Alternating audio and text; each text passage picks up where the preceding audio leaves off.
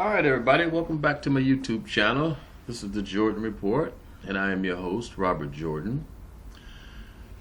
Please like, subscribe, and share. It's very important. Alright, here we go, guys. The racially motivated attacks have started, or let me say accelerating, because this is not the first time we've seen this. But we knew this was coming, because all we had to do was be listening to the Democrats for the last few years, and this is what they've been talking up and getting people to go out and do these type of things. They've been saying this for quite a while. But this is a black guy in New York running around beating up white people for absolutely no reason. Get off the streets, honky. New York man arrested for violent random assaults on white people in the streets. And before I show you a clip of this vicious assault, I want to show you what Nancy Pelosi said on the day of this attack, or I believe it was the day after. I don't know exactly the days of the attack. I'll have to look it up. But these are around about the same time. Nancy Pelosi, 2020 will be tough. Be ready to throw a punch for the children. This is what Nancy Pelosi said. The date is August 23rd. At a DNC summer meeting, Speaker Nancy Pelosi predicts 2020 will be a tough election.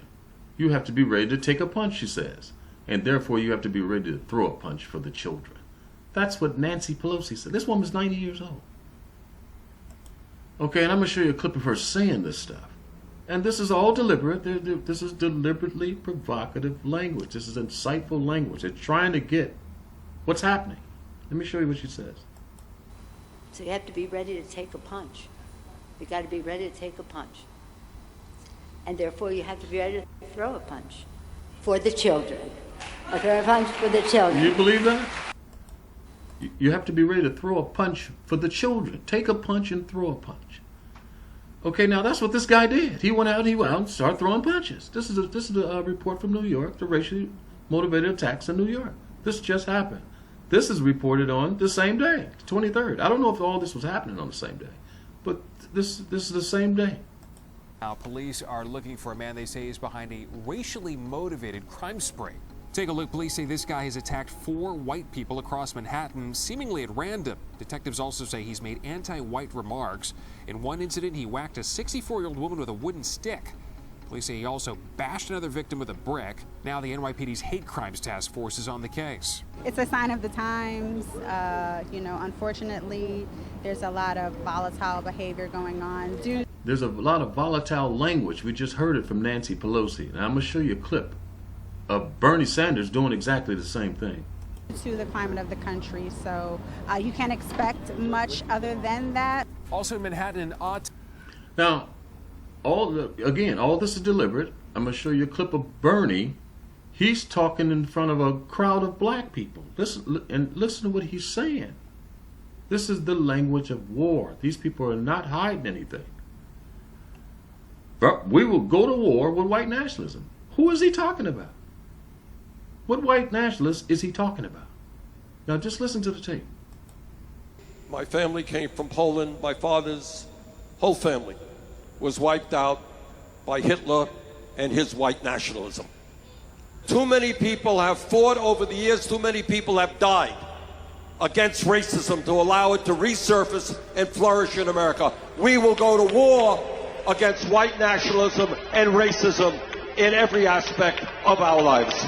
It's a crowd of black people. All I see is black people out there. Now listen to this stuff.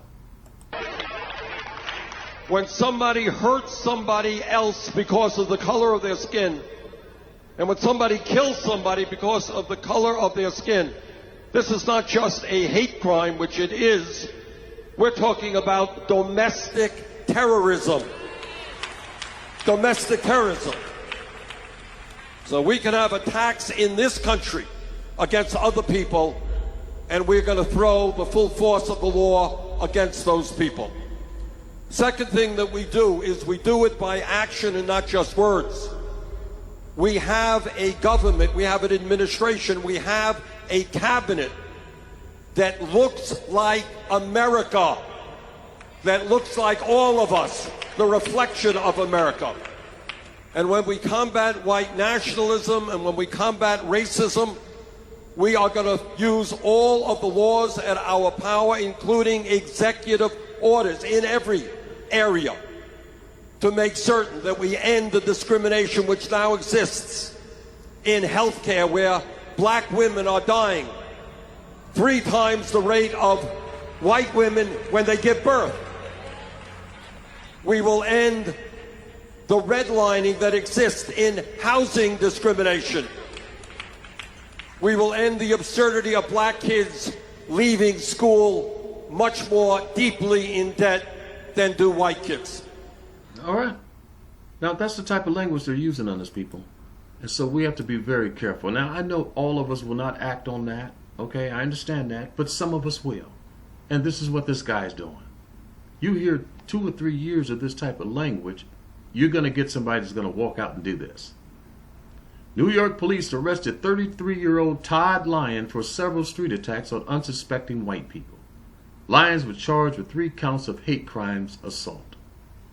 This guy just walking, thankfully they caught the guy. But let me show you the attacks. I hope this works. It hasn't been working, so.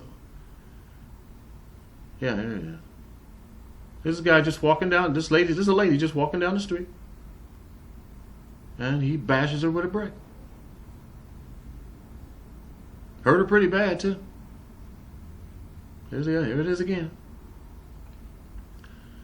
Okay, I just wanted to make the report, people. I predicted this. I said this was coming. If we're not careful, next time these guys will probably have guns and stuff like that. So let's all be careful. Let's all keep our cool and not allow these people to make us do something stupid.